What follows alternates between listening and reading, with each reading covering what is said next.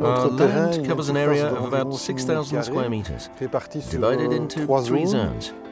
Here you have the main zone, like a big rectangle interspersed with thickets. We have an area at the back that is secondary, located at the front of the car park.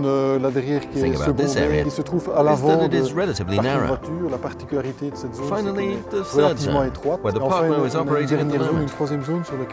It's a fully automatic machine, so it requires very little attention and little maintenance. Looking at the return on investment, it's clear that in 3 years we've recovered our investment on the machine.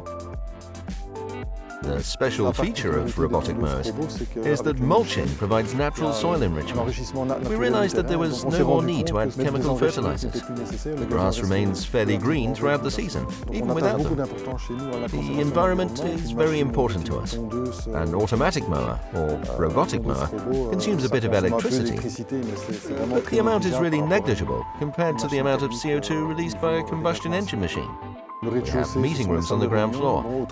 In the past, the maintenance person with a combustion engine mower would be going past for many minutes, even a few hours. It was actually rather noisy. How that nuisance is in the past. The app is used on smartphone only.